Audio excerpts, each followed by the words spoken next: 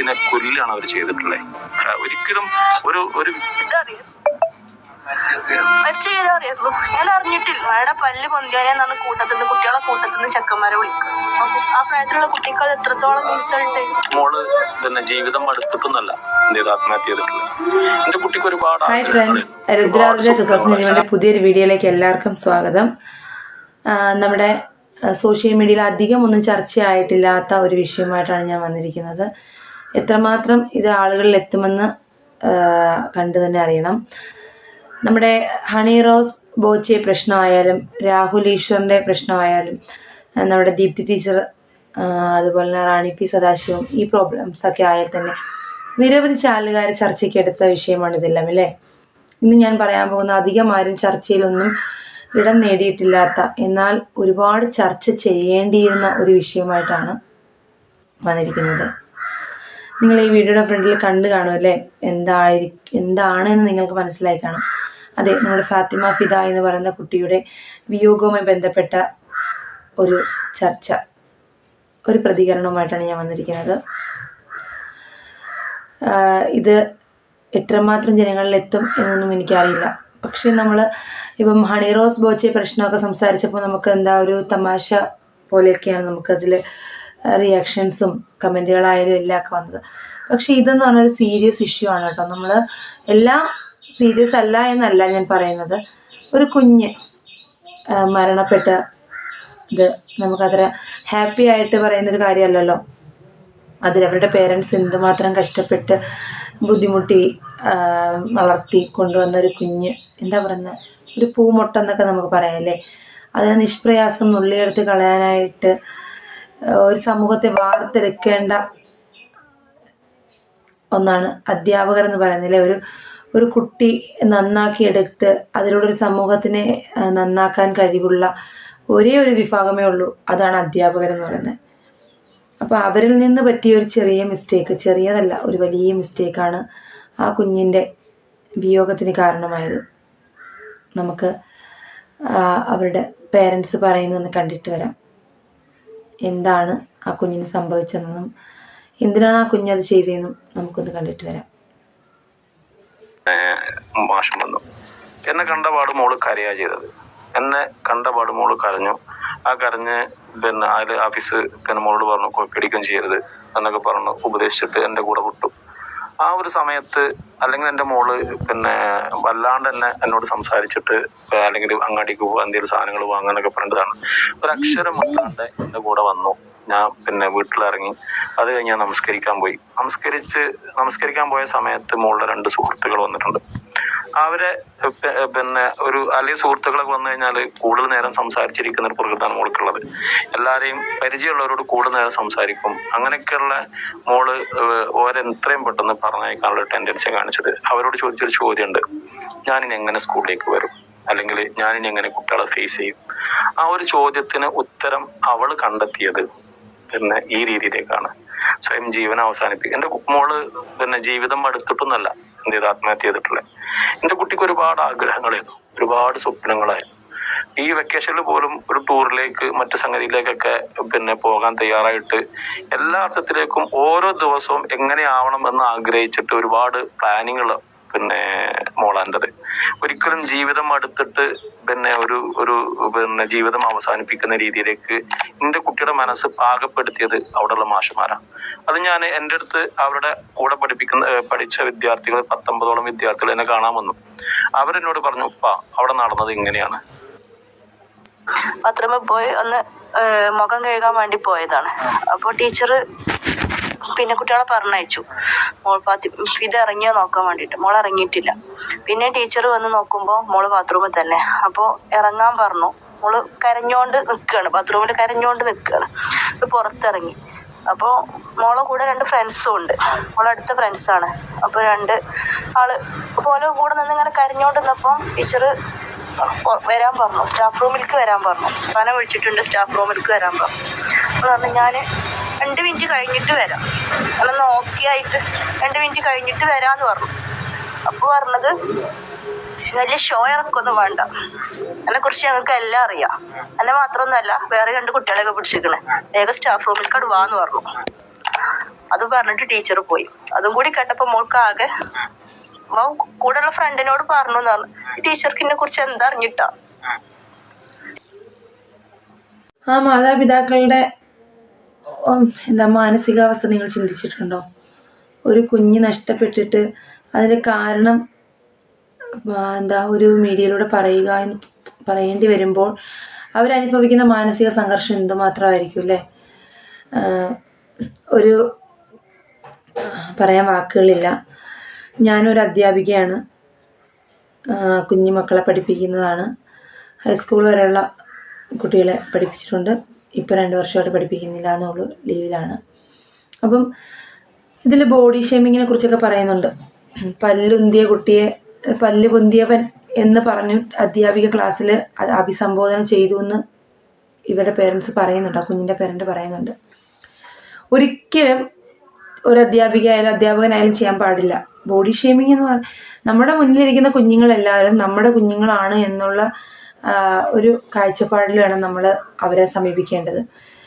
പണ്ട് തമാശയ്ക്ക് പറയുന്നത് കേട്ടിട്ടുണ്ട്. ഞാനൊക്കെ ഡിഗ്രിക്ക് പഠിക്കുന്ന സമയത്ത് നമ്മുടെ ടീച്ചേഴ്സ് ഒന്നും അങ്ങനെയല്ല കേട്ടോ. എനിക്കൊന്നും യാതൊരുവിധ അനുഭവങ്ങളും ഒരു ബോഡി ഷേമിങ് ആവട്ടെ, അതുപോലെ തന്നെ ഒരു മാനസികമായിട്ട് നമ്മളെ കുറ്റപ്പെടുത്തലാകട്ടെ ഒന്നും ഉണ്ടായിട്ടില്ല ഒരു അധ്യാപകരിൽ നിന്നും. അതുകൊണ്ടാണ് അധ്യാപന വൃത്തി ഞാൻ ഏറ്റവും കൂടുതൽ ഇഷ്ടപ്പെട്ടത്. റോൾ മോഡലായിട്ട് ഞാൻ എൻ്റെ ഡിഗ്രിക്ക് പഠിപ്പിച്ച ടീച്ചറായ റാണി മിസ്, +2 നമ്മുടെ ഇന്ത്യയിലേക്ക് ടീച്ചർ, 8ാം ക്ലാസ്സിലൊക്കെ പഠിച്ച സമയത്തുള്ള പൊന്നമ്മ ടീച്ചർ, സരസ്വതിയമ്മ ടീച്ചർ, കുഞ്ഞു ക്ലാസ്സിലെ എൻ്റെ ശൈല ടീച്ചർ, ഓരോ ടീച്ചേഴ്സും എങ്ങനെയാണ് കുഞ്ഞുങ്ങളോട് പെരുമാറിയത്. ഈ അധ്യാപകരോടുള്ള ഇപ്പം ഞങ്ങൾക്കുള്ള ടീച്ചേഴ്സിനോടുള്ള സ്നേഹവും ബഹുമാനവും അതൊക്കെ വെച്ചിട്ടാണ് ഞാൻ B.Ed എന്ന് പറയുന്ന ഒരു പ്രൊഫഷൻ സെലക്ട് ചെയ്തതും അതിലേക്ക് തിരിഞ്ഞതും. അപ്പം ഇതിൽ പറയുന്നത് ഈ കുഞ്ഞ് ചെയ്ത മിസ്റ്റേക്ക് എന്താണെന്ന് പറഞ്ഞാൽ നിങ്ങൾ കണ്ടു കാണും. കോപ്പി അടിച്ചു എന്ന് പറയുന്നത്. ഈ കോപ്പി അടിക്കുക എന്ന് പറയുന്നത് ഒരു രാജ്യദ്രോഹ കുറ്റമൊന്നും അല്ല. ഏത് കുഞ്ഞുങ്ങളാ ചെയ്യാത്തത്? എൻ്റെ ക്ലാസ്സിലൊക്കെ പല കുഞ്ഞുങ്ങളും ചെയ്തിട്ടുണ്ട്. നമ്മളൊക്കെ എക്സാം എഴുതുന്ന സമയത്ത് നോക്കി എഴുതുക, പേപ്പർ എടുത്ത് വെച്ച് തുണ്ടടിച്ച് എഴുതുക എന്ന് മാത്രമല്ല കോപ്പി അടിക്കുക. മറ്റൊരു കുഞ്ഞിൻ്റെ അടുത്ത് ചോദിച്ചെഴുതുന്നതും കോപ്പി അടിയാണല്ലേ. ചില സമയത്ത് പഠിക്കാഞ്ഞിട്ടാവണമെന്നില്ല. ചില സാഹചര്യങ്ങളിൽ നമുക്ക് ഓർമ്മയില്ലാത്ത കാര്യങ്ങൾ നമ്മൾ ചോദിക്കുക പറയുകയൊക്കെ ചെയ്യുന്നുണ്ട്. നമ്മൾ അധ്യാപകർ അത് കാണുന്നുണ്ട്. നമ്മൾ ചില സമയത്ത് അവർ ഓൺ ചെയ്യും. അത് പാടില്ല. അതും മറ്റുള്ള കുഞ്ഞുങ്ങളെ കാണിച്ചിട്ടല്ല കേട്ടോ. അങ്ങനെ ഒന്നും ഒരിക്കലും ഇന്നത്തെ സമൂഹത്തിൽ നമുക്കറിയാം. പണ്ടത്തെ പോലെ കൊച്ചുങ്ങൾക്ക് ഒട്ടും മനക്കെട്ടിയില്ല. എന്ത് കാര്യത്തിനായാലും ഒരു വീട്ടില് അച്ഛൻ, അമ്മ, 2 മക്കൾ മാത്രമായിട്ട് ഒതുങ്ങി ജീവിക്കുന്ന ഒരു കാലഘട്ടമാണ് നമുക്കിപ്പോൾ. അപ്പോൾ അവരുടെ മാനസിക സംഘർഷങ്ങൾ അവർക്ക് പുറത്തു പറയാനൊന്നും പറ്റില്ല. അവർക്ക് എന്തെങ്കിലും ഒരു സംഭവം, ഒരു ടെൻഷൻ ഉണ്ടായി കഴിഞ്ഞാൽ ഒരു നിലപാടെന്ന് പറയുന്നത് അവരുടെ ജീവൻ ഉപേക്ഷിക്കുക. പിന്നെ സോഷ്യൽ മീഡിയയുടെ ഇത്രയും ഇൻഫ്ലുവൻസ്, എല്ലാവരും പരീക്ഷയ്ക്ക് തോറ്റാൽ ആത്മഹത്യ, അതാണല്ലേ. അപ്പോൾ അങ്ങനെയുള്ളൊരു കാലഘട്ടത്തിൽ ഇങ്ങനൊരു സംഭവം, ഒരു കോപ്പി അടിച്ചൊരു പെൺകുട്ടി കോപ്പി അടിച്ചു, ഒരു കുഞ്ഞ് പോട്ടെ, ഒരു പബ്ലിക് എക്സാം ഒന്നുമല്ല, ഒരു ക്രിസ്മസ് എക്സാമിന് അവൾ വാൺ ചെയ്ത് വിടാമായിരുന്നു. മോളെ അവളോട് സ്നേഹത്തോടെ തന്നെ പറയാമായിരുന്നു ഇതിൻ്റെ ദൂഷ്യവശങ്ങളെക്കുറിച്ച്. പബ്ലിക് എക്സാമിന് ഇങ്ങനെ സംഭവിച്ചാൽ എന്താകും എന്നുള്ള കാര്യങ്ങൾ പറഞ്ഞ് മനസ്സിലാക്കി വിടേണ്ട സ്ഥാനത്ത് ആ ക്ലാസ്സിലുള്ള എല്ലാവരുടെയും മുന്നിൽ വെച്ച് എന്നെ ഹരാസ് ചെയ്തു. അത് പോരാഞ്ഞിട്ട് അതിന് തനിയെ വിളിച്ചു 7 മിനിറ്റോളം അതിനോട് സംസാരിച്ചു എന്നാണ് പറയുന്നത്. ആ 7 മിനിറ്റിൽ എന്താണ് ഈ അധ്യാപകർ ആ കുട്ടിയോട് പറഞ്ഞതെന്ന് അറിയില്ല. അത് അതിൻ്റെ ജീവിതം പോലും ഒഴിവാക്കാൻ തക്ക വിധം എന്താണ് ആ കുഞ്ഞിൽ പറഞ്ഞതെന്ന് അറിയില്ല. ഒരിക്കലും ഒരു അധ്യാപകർ ചെയ്യാൻ പാടില്ല. കോപ്പി അടിക്കുന്നത് നല്ലതാണെന്നോ അതിനെ പ്രോത്സാഹിപ്പിക്കണമെന്നോ അല്ല ഞാൻ പറയുന്നത്. കോപ്പി അടിച്ചു എന്ന് പറയുന്ന ഒരു രാജ്യദ്രോഹ കുറ്റമൊന്നും അല്ല. ഒരു ചെറിയ മിസ്റ്റേക്ക്, കുഞ്ഞു കുട്ടികളാണ്. ഡിഗ്രിക്കൊക്കെ കോളേജുകളിൽ ചെന്ന് കഴിഞ്ഞാൽ കാണാൻ സാധിക്കും, ഒരു ക്ലാസ്സിലൊക്കെ ആ ക്ലാസ്സിലിരിക്കുന്ന അധ്യാപകരാണ് അത് വാങ്ങി മാറ്റിയിട്ട് എക്സാം എഴുതിപ്പിക്കും അല്ലേ. അത് അവർ മാത്രമേ അറിയുള്ളൂ. ആ കുട്ടി, ആ ടീച്ചർ മാത്രമേ അറിയുള്ളൂ. വാങ്ങിക്കൊണ്ട് അവർ പോവും. ആ ക്ലാസ്സിലിരിക്കുന്ന മറ്റുള്ളവരെ അറിയിക്കാറില്ല. പക്ഷേ MES എന്ന് പറയുന്നൊരു സ്കൂളിൽ ആ ടീച്ചറിൻ്റെ പേര് ഞാൻ പറയുന്നില്ല, സ്കൂളിൻ്റെ പേരും പറയണം ഉദ്ദേശിച്ചല്ല, പറഞ്ഞതാണ്. ആ അധ്യാപിക നമ്മുടെ എക്സാം കോർഡിനേഷൻ ഉള്ള അധ്യാപിക ഈ കുട്ടിയെ കോപ്പി അടിച്ചതിൽ പിടിച്ചിട്ട് ടീച്ചർ അത് വേറെ ഒരു സാറിന് കൈമാറി. ആ സാർ അത് വേറൊരു സാറിലേക്ക് കൈമാറി. അങ്ങനെ ആ സ്കൂള് മുഴുവൻ അത് അറിയേണ്ട ഒരു രീതിയിലേക്ക് മാറ്റപ്പെട്ടു. നാളെ ഞാൻ എങ്ങനെ സ്കൂളിൽ പോകും എന്നൊരു ചിന്തയിലായിരിക്കണം ആ കുഞ്ഞങ്ങനെ ചെയ്തതല്ലേ. പക്ഷേ ആ ടീച്ചറും ആ കുട്ടിയും മാത്രമേ ഇത് അറിഞ്ഞുള്ളൂ. ഇനി ഇത് ചെയ്യരുത് എന്ന് പറഞ്ഞാൽ അവൾക്കൊരു കുറ്റബോധം ഉണ്ടാവും. ഓക്കെ, ഇനി അത് ചെയ്യില്ല എന്നൊരു നിലപാടിലേക്ക് എത്തിയേനെ. അതിന് പകരം ഇതൊരു വലിയ സംഭവമാക്കി മാറ്റി. അപ്പോഴും അതിനെ വെറുതെ വിട്ടോ? ഇല്ല, അത് കരഞ്ഞു തളർന്ന് ബാത്റൂമിൽ പോയി മുഖമൊക്കെ വാഷ് ചെയ്യാൻ പോയ സമയത്ത് വേറെ കുട്ടികളെ പറഞ്ഞു വിട്ട് അതിനെ വിളിപ്പിച്ചു. ഷോ ഇറക്കരുത് എന്നൊക്കെ പറഞ്ഞ് വീണ്ടും ഇതിനെക്കുറിച്ച് എല്ലാം എനിക്കറിയാം, ഷോ ഇറക്കരുതെന്ന് ആ അധ്യാപിക പറഞ്ഞതായിട്ട് ആ കുട്ടിയുടെ മാതാപിതാക്കൾ പറയുന്നുണ്ട്. അങ്ങനെ പറയേണ്ട കാര്യമുണ്ടോ? പോട്ടെ, ഇനി ഇത് ചെയ്യരുത് എന്നൊരു അല്ലെങ്കിൽ ഒരു വാണിംഗ് കൊടുക്കുക, ഞാൻ വീട്ടിലറിയിക്കും എന്നൊരു ഇത് മാത്രം മതിയായിരുന്നു അല്ലേ? ഇനി ഇത് ചെയ്യരുത്, ഇത് കുറ്റമാണെന്ന് പറഞ്ഞ് മനസ്സിലാക്കാൻ പ്രായമുള്ള കുഞ്ഞായിരുന്നു. പക്ഷെ അതിനെ മാനസികമായി തളർത്തി ഇത്രയും ചെയ്യേണ്ട കാര്യമുണ്ടോ? ഒരു യൂട്യൂബർ പറയുന്ന കേട്ടു, ആ സ്കൂളിൽ തന്നെ എന്തൊരു പൂർവ്വ വിദ്യാർത്ഥി ഈ ഒരു സംഭവത്തിൻ്റെ അടിയിൽ കമൻ്റ് ഇട്ടിരിക്കുന്നു. ആ കുട്ടി ഇപ്പം അതിന് 30 വയസ്സുണ്ട്. അന്ന് അതിന് സംഭവിച്ച പ്രശ്നങ്ങൾ ഒരു കമൻറ്റ് രൂപത്തിൽ ഒരു എസ്സേ പോലെ ഉണ്ടായിരുന്നു കേട്ടോ. അത് അവിടെ പഠിക്കണമെന്നില്ല, കുറച്ച് ടീച്ചേഴ്സിൻ്റെ പേരും ഒക്കെ മെൻഷൻ ചെയ്താണ് അത് ഇട്ടേക്കുന്നത്. അപ്പോൾ ആ സ്കൂളിൽ ഇത് ആദ്യത്തെ സംഭവമല്ല. എന്തിനാണ്? നമ്മുടെ വീടുകളിൽ പല പ്രശ്നങ്ങളും ഉണ്ടാവും. അധ്യാപകരാണ്, നമ്മൾ മനുഷ്യരാണ്. ഈ പ്രശ്നങ്ങളെല്ലാം ചെന്ന് നമ്മുടെ ക്ലാസ്സിൽ ഇരിക്കുന്ന കുട്ടികളെടുത്ത് ചോദ്യം ചോദിച്ച് അവരെ അടി കൊടുത്ത് നമ്മുടെ മാനസിക സംഘർഷം അങ്ങനെ ഒഴിവാക്കേണ്ട കാര്യങ്ങളുണ്ടോ? പണ്ടൊരു പറയുന്ന കേട്ടിട്ടുണ്ട്, എന്താ നമ്മുടെ എക്സാം എഴുതുന്ന സമയത്ത് സാറ് ഞങ്ങളൊക്കെ തമാശക്ക് ഡിഗ്രിയൊക്കെ പഠിക്കുന്ന സമയത്ത് ചെയ്തിട്ടുണ്ട് കേട്ടോ. ദൈവമേ, എൻ്റെ പേപ്പർ കിട്ടുന്ന സാറ് വീട്ടിൽ വഴക്കുണ്ടാക്കരുത്, ഈ ടീച്ചർ വഴക്കുണ്ടാക്കാതായിരിക്കണേ പേപ്പർ നോക്കാൻ പറ്റും. കാര്യം അവരുടെ വഴക്കുണ്ടാക്കാതെ. ഇപ്പം ഞങ്ങളുടെ ഒരു സാറ്, ഞാൻ സാറിൻ്റെ പേര് പറയുന്നില്ല, ആ സാറ് പറഞ്ഞിട്ടുണ്ട് എക്സാം പേപ്പർ വാല്യൂഷൻ സമയത്ത് വീട്ടിൽ വഴക്കുണ്ടാക്കിയിട്ട് വരുന്ന സാറുമാരൊക്കെ ഇങ്ങനൊരു വര വരച്ച് വിടുമെന്ന്. അത് ആ കുട്ടികൾ എന്ത് തെറ്റ് ചെയ്തു? ഉറക്കൊഴിഞ്ഞിരുന്ന് പഠിച്ചെഴുതിയ എക്സാമിന് ടീച്ചർ അല്ലെങ്കിൽ സാറിൻ്റെ വീട്ടിലെ പ്രശ്നം കൊണ്ടുവന്ന് പേപ്പറിലോ കുട്ടികളുടെ പുറത്തുമാണോ തീർക്കേണ്ടത്? അത് അവരുടെ വീട്ടിൽ തീർക്കണം. ഓക്കെ, ഇത്രയേ ഉള്ളൂ. ഈ ഒരു വിഷയം ഒരു സോഷ്യൽ മീഡിയയും വലുതായിട്ട് ചർച്ചയ്ക്കെടുക്കുന്ന കണ്ടില്ല. ഞാനിത് പറയുന്നത്, നിങ്ങൾ കുറച്ചുകൂടെ ബോൾഡാകണം കുഞ്ഞുങ്ങളെ. ആരെന്ത് പറഞ്ഞാലും റിയാക്ട് ചെയ്യണം. അതായത് കോപ്പി അടിച്ചു, അത് തെറ്റാണ്, അങ്ങനെ ചെയ്യാൻ പാടില്ല, ഓക്കെ ടീച്ചറെ എനിക്കത് മനസ്സിലായി, ഞാനിനി അത് ചെയ്യില്ല, ഈ വിഷയം ഓക്കെ എൻ്റെ പേരൻസിനോട് അറിയിച്ചു കഴിഞ്ഞാൽ നമുക്ക് അത്രേ ഉള്ളൂ. നമ്മുടെ പേരൻസിന് നമുക്ക് പറഞ്ഞ് മനസ്സിലാക്കാം, അച്ഛ അല്ലെങ്കിൽ അമ്മ ഞാൻ ചെയ്യില്ല, എനിക്കൊരു ബൈ മിസ്റ്റേക്ക് പറ്റിയതാണ്, ഇനി ചെയ്യില്ല, ഓക്കെ അത്രേ ഉള്ളൂ, തീർന്നു. അതിന് വേണ്ടിയിട്ട് ഇത്രയും മനോഹരമായ ഒരു ജീവിതം നശിപ്പിക്കുക എന്ന് പറയുന്നത് വേദനാജനകമാണ് കുഞ്ഞുങ്ങളെ. നിങ്ങൾക്കത് ഒരു നിമിഷം കൊണ്ട് തീർക്കാൻ പറ്റും. പക്ഷേ നിങ്ങളുടെ പേരൻസ്, അച്ഛൻ അമ്മ എന്ന് പറയുന്ന നമ്മൾ, അത് മരിച്ചാൽ നമ്മുടെ മരണം വരെ നമ്മളോടൊപ്പം ഉണ്ടായിരിക്കും അല്ലേ? പക്ഷേ ഇനിയൊരു മക്കൾക്കും ഇങ്ങനെ ഉണ്ടാകാതിരിക്കട്ടെ. അധ്യാപകരാകുന്നവർ കുറച്ചുകൂടി, അധ്യാപിക അല്ലെങ്കിൽ അധ്യാപകൻ എന്ന് പറയുന്നത് ഏറ്റവും കൂടുതൽ സമയം കുഞ്ഞുങ്ങൾ ചിലവഴിക്കുന്നത് പേരൻസിനോടൊപ്പം അല്ല, സ്കൂളിലെ അധ്യാപകരോടൊപ്പമാണ്.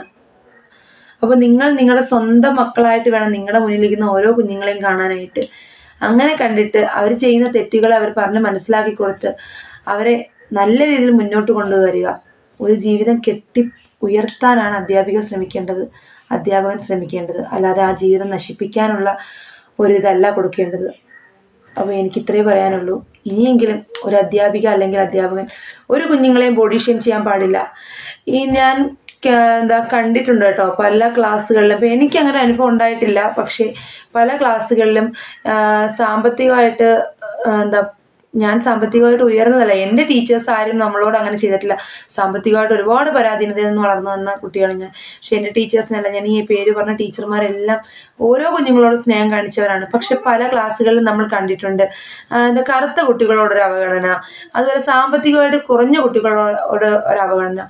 അങ്ങനെ ഒരിക്കലും ചെയ്യാൻ പാടില്ല കേട്ടോ.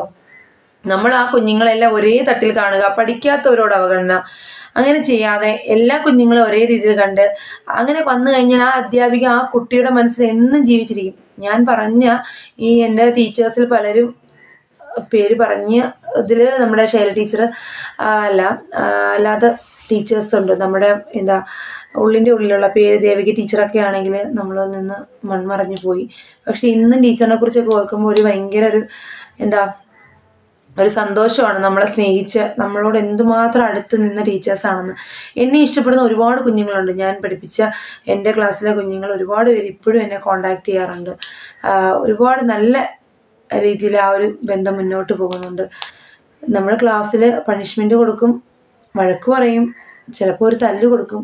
അതൊന്നും വലിയ തെറ്റല്ല, അതൊക്കെ അവരോടുള്ള സ്നേഹം കൊണ്ട് ചെയ്യും. പക്ഷേ ബോഡി ഷേമിങ്ങും ഹരാസ്മെൻറ്റും ഒഴിവാക്കി നല്ല രീതിയിൽ മുന്നോട്ട് പോവുക. ഈ ഫാത്തിമ ഫിദയുടെ പേരൻസിനോട് എനിക്ക് എന്ത് പറയണമെന്നറിയില്ല. അവരോട് എന്ത് പറഞ്ഞാലും അതിന് ഒരാശ്വാസവുമാകില്ല. ഒരു കുഞ്ഞ് നഷ്ടപ്പെട്ട അച്ഛനമ്മമാരോട് എന്ത് പറഞ്ഞാലും നമുക്ക് അതൊരാശ്വാസവാക്കായി മാറില്ല. ഇത്ര മാത്രമേ പറയാനുള്ളൂ. ഇനിയൊരു കുഞ്ഞിനും ഇങ്ങനെ വരാതിരിക്കട്ടെ. ഒരധ്യാപിക അല്ലെങ്കിൽ അധ്യാപകനിൽ നിന്ന് ഇങ്ങനെ ഒരു ഹരാസ്മെൻ്റ് ഉണ്ടാകാതിരിക്കട്ടെ. ഇത്രയും പറഞ്ഞോട്ട് ഞാൻ ഈ വീഡിയോ അവസാനിപ്പിക്കുകയാണ്. കൂടുതലൊന്നും പറയാൻ പറ്റുന്നില്ല. ഈ ഒരു ഇഷ്യൂ ചർച്ചയ്ക്ക് എടുക്കേണ്ട കാര്യങ്ങളാണ്. വലിയ വലിയ യൂട്യൂബേഴ്സ് ഇതെടുത്ത് ഇത് ചർച്ച ചെയ്യുക. ഇനിയെങ്കിലും ഇങ്ങനെ ബോഡി ഷെയിം ചെയ്യുന്ന അധ്യാപകർക്ക് ഒരു പേടി ഉണ്ടാകണം. അത്രയും ഞാൻ പറയുന്നുള്ളൂ. ഓക്കെ ഫ്രണ്ട്സ്, പുതിയൊരു വീഡിയോയിൽ കാണുന്നവരെ എല്ലാവർക്കും tata bye bye, see U.